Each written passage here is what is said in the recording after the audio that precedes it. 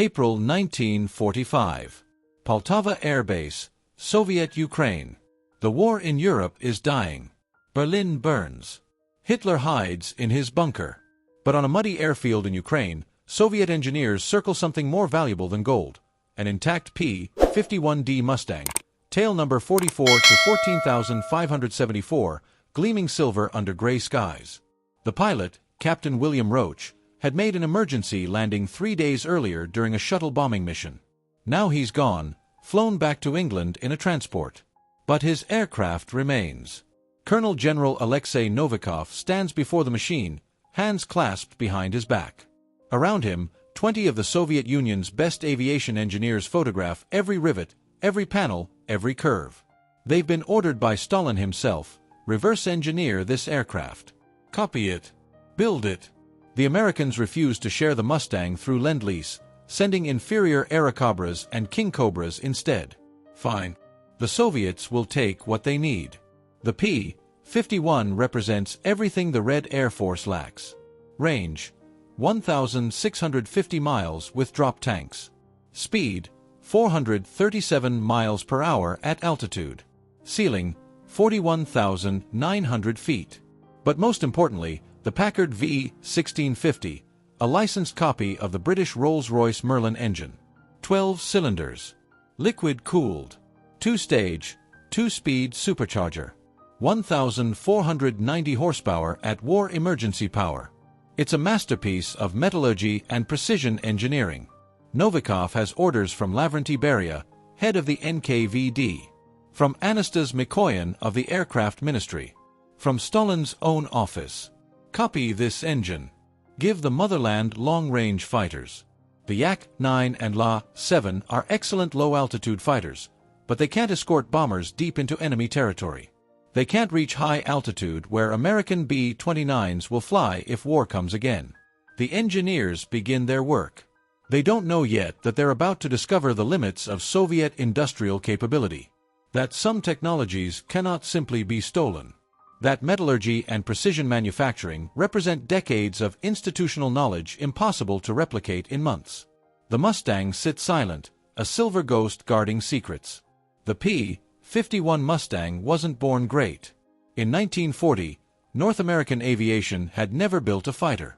The British Purchasing Commission, desperate for aircraft, approached them with an unusual request: design and build a new fighter in 120 days. The British needed planes. Lots of them. Fast. North American's chief engineer, Edgar Schmud, a German émigré, accepted the challenge.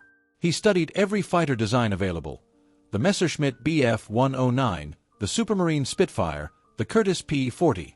He borrowed the best ideas and added innovations. A laminar flow wing that reduced drag. Radiator placement beneath the fuselage that actually produced thrust through the Meredith effect. A bubble canopy providing 360-degree visibility. But the early Mustangs, powered by Allison V1710 engines, disappointed at high altitude. Excellent below 15,000 feet. Mediocre above. Then came a moment of genius. Ronald Harker, a Rolls-Royce test pilot, flew a Mustang in April 1942 and immediately saw potential. "Mate this airframe with the Merlin," he said, "and you'll have the best fighter in the world." They did. The marriage of American airframe and British engine created aviation perfection.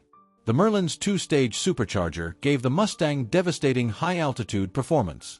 Suddenly, American bombers could fly to Berlin and back with fighter escort. The Luftwaffe, previously able to wait until escorts turned back before attacking, now faced Mustangs over their own airfields. By 1944, North American aviation produced Mustangs at a rate that seemed impossible: 15,000 aircraft in total. The Packard Motor Company in Detroit produced the Merlin under license, building engines with American mass production techniques. Tolerances measured in thousandths of an inch. Metallurgy perfected through years of automotive engineering. Supply chains spanning continents. The Soviets knew none of this history as they began their examination. They saw only the finished product, beautiful and deadly, and assumed they could duplicate it. After all, hadn't they copied the B-29, creating the Tu-4 bomber? Hadn't they reverse-engineered German rockets, captured French tanks, studied British radar? The Mustang would teach them humility. The hangar at Central Aerohydrodynamic Institute in Moscow becomes a temple of investigation. The Mustang, carefully disassembled, spreads across workbenches like a metal cadaver. Every component catalogued. Every measurement recorded 3 times. Photographers document each step. Artists sketch details. Metallurgists cut samples from wings, fuselage, landing gear. Chief engineer Viktor Klimov leads the engine team. His bureau designed the VK-105 and VK-107 engines powering Soviet fighters, liquid-cooled V-12s inspired by French Hispano-Suiza designs from the 1930s. He's confident. Engines are engines. Metal, pistons, valves, fuel. The principles are universal. They lift the Packard V-1650 from the Mustang's nose. It weighs 1,645 pounds dry, compact for its power output. The team photographs it from every angle, then begins the methodical process of disassembly. Intake manifold first. Then the 2-stage supercharger, an engineering marvel in itself. Lower stage. Upper stage. Intercooler. The complexity becomes apparent immediately. Engineer Mikhail Gurevich, who designed the MiG-3 fighter, examines the supercharger gears. "Look at the precision," he mutters to his assistant. "The gear teeth are perfect. No marks from cutting. These are ground after hardening." His assistant nods, taking notes. Soviet factories can cut gears. Grinding them after heat treatment to this precision? That's different. The crankshaft comes out next. Forged from a single piece of chromolybdenum steel, nitride for surface hardness, balanced to tolerances that seem impossible. A Soviet metallurgist weighs it, measures it, examines the bearing surfaces under a microscope. "The surface finish is extraordinary," he reports. RA value below 0.4 micrometers. Our best lathes achieve 1.6 on a good day. The cylinder heads reveal more problems. Sodium-filled exhaust valves for cooling. Valve guides made from bronze alloys the Soviets don't produce. Valve springs made from steel they can't identify.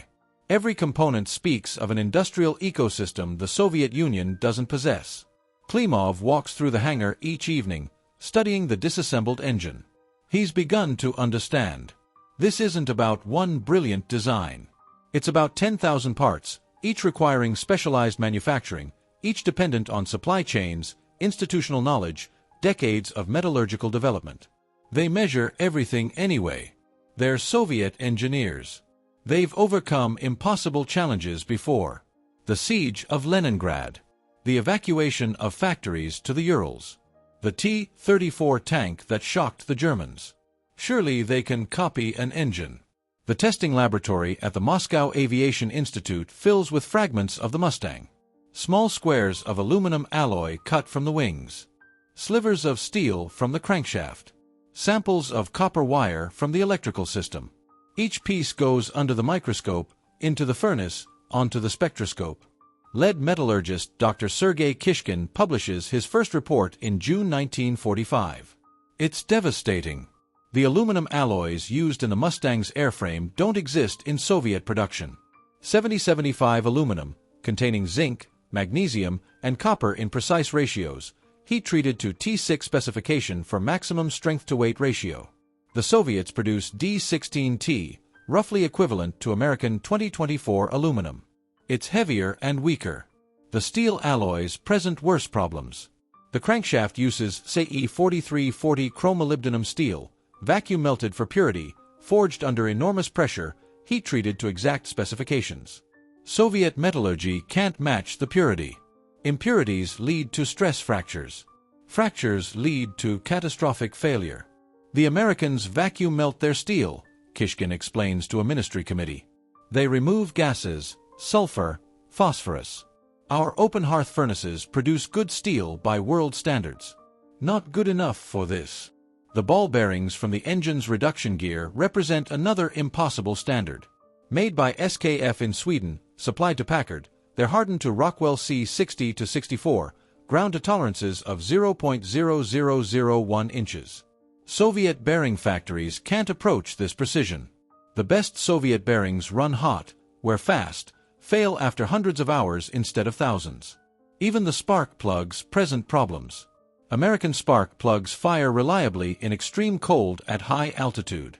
Soviet plugs foul, misfire, crack in temperature extremes. It seems ridiculous. Spark plugs. But the devil hides in details like electrode materials, ceramic insulator composition, the copper gasket's precise crush characteristics. Klimov requests samples of American raw materials. Steel billets. Aluminum ingots. Copper wire. The answer comes back through diplomatic channels. Denied. The Americans will sell finished goods. They won't share metallurgical specifications or raw materials that might reveal their manufacturing processes. The Soviet engineers face a paradox. They have the blueprint, the complete technical specifications of the engine. They know what it should be. But knowledge and capability are different things. You can have the plans for a violin without knowing how Stradivarius achieved his sound. You can have the recipe without the chef's hands. Still, orders come from Moscow.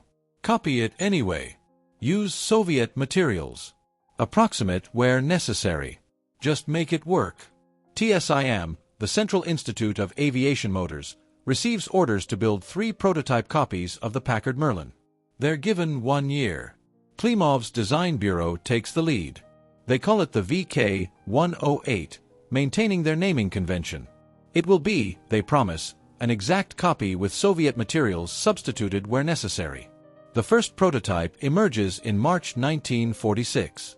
It looks right. 12 cylinders in a 60-degree V. 2-stage supercharger. Same external dimensions.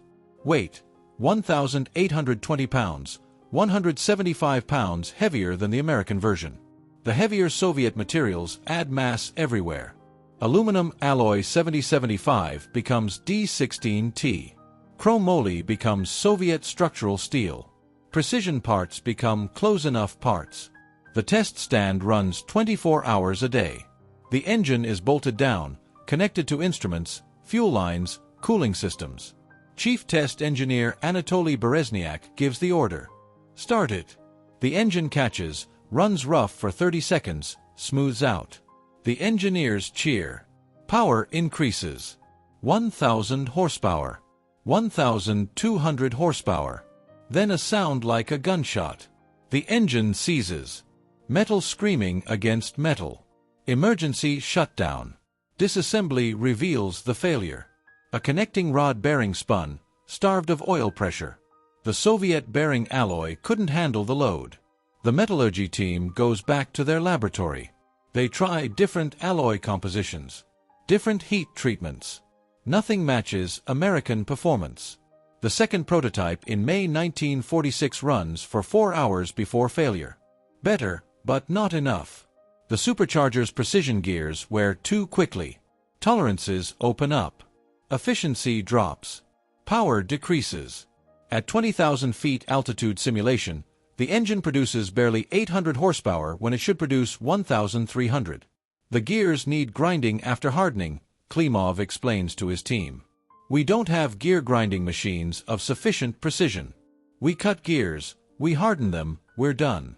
The Americans grind them after hardening to perfect the tooth profile. It makes all the difference. The third prototype incorporates every lesson learned. Better bearings. Improved tolerances. More careful assembly. In August 1946, it achieves a 50-hour test run. Victory! Except the Packard Merlin in American service routinely runs 1,500 hours between overhauls. The Soviet copy needs complete rebuilding after 50 hours. Beria summons Klimov to Moscow. The meeting is brief and terrifying. The motherland needs this engine, Beria says quietly. We have spent resources. The Premier is interested in results. When will we have an engine that matches American performance? Klimov, a man who survived the purges, the war, and Stalin's paranoia, speaks carefully. Comrade Commissar, we can build an engine that resembles the American engine. We have done this. But to match its performance and reliability, we need American metallurgy, American precision machining, American quality control. These things cannot be copied. They must be built over decades. A report crosses Stalin's desk in September 1946. 12 pages of technical failures, metallurgical shortcomings, and industrial inadequacy. The conclusion is stark. The Soviet Union cannot copy the Packard Merlin with current industrial capabilities. Not in 1 year. Not in 5 years. Perhaps not in 10. The reasons fill subsequent pages. Soviet machine tools lack precision. The best Soviet lathes, milling machines, and grinders come from captured German factories or pre-war American imports. They're wearing out. Replacement parts don't match original quality. New Soviet-built machines are heavier, less accurate, more prone to vibration. The quality control systems don't exist. American factories use statistical process control, checking random samples continuously, adjusting production before defects spread. Soviet factories use periodic inspection, often catching defects after hundreds of bad parts are made. Workers meet quotas. Quality is secondary. The supply chain can't support precision manufacturing. The Packard Merlin requires 1,400 individual parts from 700 different suppliers across America. Each supplier specializes. Spark plugs from Champion. Carburetors from Bendix. Magnetos from Scintilla. Ball bearings from SKF. Every component meets exact specifications or it's rejected. Soviet manufacturing is centralized, vertically integrated. One factory makes entire engines. If they can't produce a component to specification, they make do with what they can produce. Innovation happens, but standardization suffers. Every factory has its own methods, its own solutions, its own quality standards. Nikolai Voznesensky, chairman of the State Planning Committee, reads the report and understands the implications. The Soviet Union won the war through mass production and heroic sacrifice. T-34 tanks rolled off assembly lines by the thousands, simple and brutal. Il-2 Sturmovix filled the skies, more club than rapier. The Soviet system excels at mass producing adequate equipment. The Americans won through technical sophistication and industrial precision. P-51s aren't mass-produced in the Soviet sense. They're precision manufactured at scale, each aircraft meeting exact specifications, each engine capable of 1,500 hours of operation, each component interchangeable with any other. Stalin reads the report in his office. He doesn't rage, doesn't threaten. He simply writes in the margin, "Find another way. We cannot allow American technical superiority in aviation." The order goes out. Abandon the Merlin copy. Instead, develop Soviet engines using Soviet methods. Make them powerful. Make them reliable enough. But make them Soviet, designed around Soviet manufacturing capabilities, Soviet materials, Soviet infrastructure. Klimov begins work on the VK-107 evolution, eventually leading to the VK-1 turbojet. Mikoyan and Gurevich develop jet fighters. The Soviet Union leaps forward technologically, not by copying, but by finding its own path. While Soviet engineers struggle with the Merlin, another solution emerges from the ruins of Germany. BMW and Junkers engineers, captured during the final days of the war, work in special design bureaus near Moscow. They bring knowledge of German jet engines, the BMW 003 and the Jumo 004, which powered the Me-262 jet fighter. The Germans aren't volunteers. They're prisoners with privileges. Nice apartments. Good food. Their families brought from Germany. But they can't leave. They work under NKVD supervision, teaching Soviet engineers everything they know about turbine blade metallurgy, combustion chamber design, and high-temperature alloys.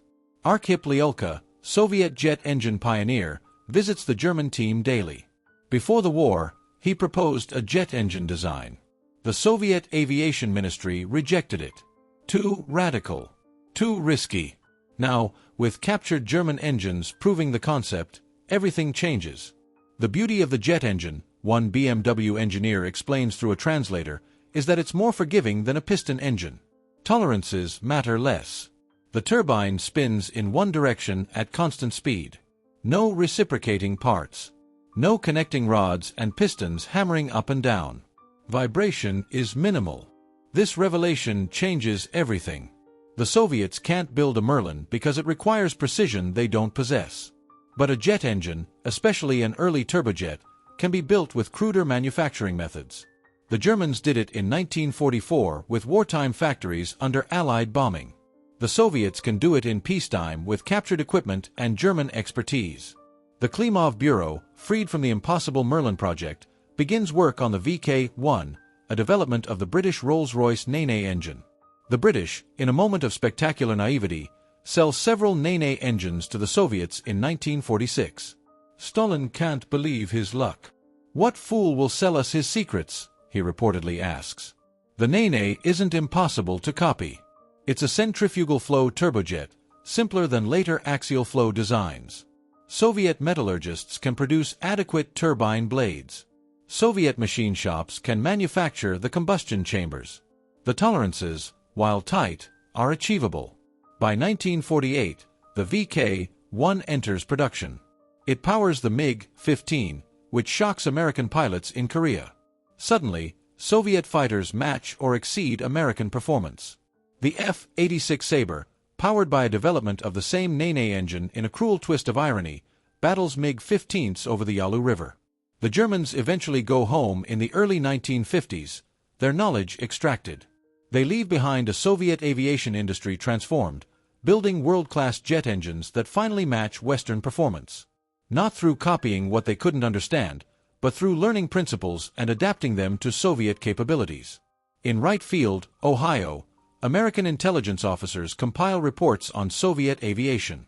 They know about the captured Mustang. OSS sources report the reverse engineering effort. CIA operatives track the subsequent failure. The Americans are relieved but not surprised. Colonel Bruce Holloway, veteran P-51 pilot with 13 kills, briefs Pentagon officials. "The Merlin isn't just an engine," he explains. "It's the product of an entire industrial ecosystem. Rolls-Royce spent 20 years developing it from the 1920s through the 1940s. The precision required can't be replicated without replicating the entire industrial base." The Americans have experience with this. They licensed the Merlin from Rolls-Royce in 1940, planning to produce it at Packard. Even with complete blueprints, British engineers supervising, and American mass production expertise, it took 2 years to achieve production quality matching British standards. And America had the most advanced industrial base in the world. The difference was precision. American automotive companies like Packard built engines to automotive tolerances, good enough for 50,000 miles in a car. Aircraft engines needed aircraft tolerances, good enough for 1,500 hours at variable RPM, temperature extremes, and combat conditions. The gap between automotive and aircraft quality proved substantial even for American industry. Soviet industry struggled with automotive quality. Their aircraft engines, while effective, required frequent overhauls. A Soviet VK-105 needed major maintenance every 100 hours. The comparable Packard Merlin ran 1,500 hours. American B-29 engines ran 750 hours between overhauls. Soviet bombers couldn't match this reliability. Intelligence reports note another factor: quality control culture. American factories empower workers to stop production lines if they spot defects. Quality inspectors can reject entire batches. This seems wasteful but ensures every engine meets specifications. Soviet factories operate under different pressures. Quotas dominate. Plant managers face consequences for missing production targets. Quality takes a back seat to quantity. Why? Because the Soviet system prioritized mass production to overcome German technological superiority during the war. It worked. T-34s overwhelmed Tigers through numbers, not individual quality. This mindset can't produce Merlins. The Merlin succeeds because every single example meets precise standards. One bad batch of pistons grounds entire squadrons. One poor bearing supplier affects hundreds of engines. The system requires consistency more than quantity. The Americans learn lessons too. The Merlin copying attempt reveals Soviet industrial weaknesses, informing U.S. strategy. If the Soviets can't copy a piston engine, can they develop reliable bombers? Can they maintain complex equipment? These questions shape Cold War planning. The P-51 Mustang that landed at Poltava, tail number 44 to 14,574, never flies again. After Soviet engineers strip it, photograph it, and catalog it, the airframe goes to the Red Army Museum in Moscow. It sits in storage for decades, a trophy of a different kind, not of victory, but of industrial humility. The lessons learned reshape Soviet aviation philosophy. Soviet designers stopped trying to copy Western designs component by component. Instead, they learn principles and apply them using Soviet methods. The La-15 fighter doesn't copy Western designs but incorporates lessons learned. The Tu-4 bomber, while an outright copy of the B-29, is the exception that proves the rule. Even that copy requires 4 years and thousands of engineers, and the resulting aircraft is heavier and less efficient than the original. Klimov's bureau moves decisively into jet engines. The VK-1 powers a generation of Soviet fighters. Subsequent developments lead to the RD-33 that powers the MiG-29, and the AL-31F that powers the Su-27. Soviet turbine technology eventually equals and sometimes exceeds Western standards, but through independent development, not copying. The American aviation industry learns different lessons. The Mustang's invulnerability to copying validates American industrial strategy. Invest in precision manufacturing. Develop specialized supply chains. Create quality control systems that ensure consistency. These advantages prove more durable than any single aircraft design. North American aviation, the Mustang's creator, evolves into a space technology giant, building the Apollo spacecraft and the Space Shuttle. The precision engineering culture that created the Mustang adapts to new challenges. The same attention to detail, the same insistence on quality, the same precision manufacturing expertise. Packard, maker of the engine the Soviets couldn't copy, struggles post-war. The precision that made them great at engines doesn't translate to post-war automotive success. They merge with Studebaker in 1954, disappear by 1962. But their expertise disperses through American industry, raising standards everywhere. The Mustang itself remains in service until 1984, flying with smaller air forces worldwide. The final combat mission occurs in 1984 when the Dominican Air Force uses P-51s for counterinsurgency. Nearly 40 years of service for a fighter designed in 120 days. This longevity testifies to the design's fundamental excellence. Aviation museums worldwide treasure surviving Mustangs. Restored examples fly at airshows, their Merlins singing the distinctive supercharger whine. Collectors pay millions for pristine examples. The P-51 becomes not just a weapon, but art, engineering excellence made visible. In Moscow, the captured Mustang emerges from storage in the 1990s after the Soviet Union's collapse. Russian engineers examine it again, this time with different eyes. No longer enemies, they appreciate it as a masterpiece, a peak of piston-engine fighter design that represented the limits of the possible. The story of Soviet engineers examining the Mustang reveals uncomfortable truths about technology and industrial capability. Some technologies can't be stolen. They're embedded in infrastructure, institutional knowledge, and industrial culture accumulated over decades. Blueprints tell you what, but not how. They don't capture the tacit knowledge of experienced machinists, the quality control culture, the supply chain relationships, the metallurgical expertise. This reality shapes Cold War competition. The Soviets achieve rough parity in some areas through massive resource investment. They build excellent jet fighters, superb tanks, capable missiles. But the efficiency gap remains. Soviet equipment requires more maintenance, more resources, more hands-on effort to achieve similar results. The space race illustrates this perfectly. The Soviet Union launches the first satellite, first man in space, first spacewalk. But they can't land on the moon because their rocket engines, while powerful, lack the reliability of American designs. The N-1 moon rocket fails 4 times because Soviet manufacturing can't produce the dozens of engines needed with sufficient quality consistency. American precision manufacturing, validated by the Mustang's invulnerability to copying, becomes strategic advantage. NATO aircraft fly more hours between maintenance. American tanks achieve higher readiness rates. American electronics prove more reliable. These advantages accumulate, eventually contributing to the Soviet Union's economic exhaustion. The engineers who worked on copying the Merlin go on to distinguished careers. Klimov dies in 1962, honored as a hero of socialist labor. His engines power Soviet aviation for decades. But in private moments, some admit the Mustang taught them the limits of reverse engineering. You can't shortcut decades of industrial development. You can't copy culture and expertise. Today, the lesson remains relevant. China reverse engineers Russian fighters, American drones, European technology. Sometimes successfully, often not. The J-20 fighter looks stealthy but needs Russian engines because Chinese metallurgy can't match Russian turbine blade technology. The gap between appearance and capability persists. The P-51 Mustang stands as a monument to precision engineering's power.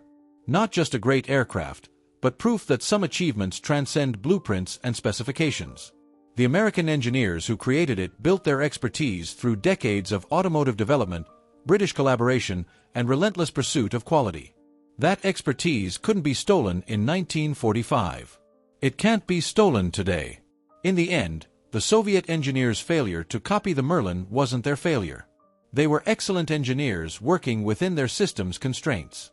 The failure was systemic, revealing that technological superiority requires more than intelligence or effort. It requires industrial infrastructure, quality culture, and time. No shortcut exists. No theft succeeds. Excellence must be built, not stolen. The Mustang taught this lesson perfectly. A lesson written in chrome-molybdenum steel, precision ground gears, and aluminum alloys the Soviets couldn't match. A lesson still relevant today, every time someone assumes technology can simply be copied. Some things must be earned through decades of patient, precise, uncompromising work. The silver fighter that landed at Poltava proved this beyond doubt. And in doing so, helped define the technological competition that shaped the second half of the 20th century.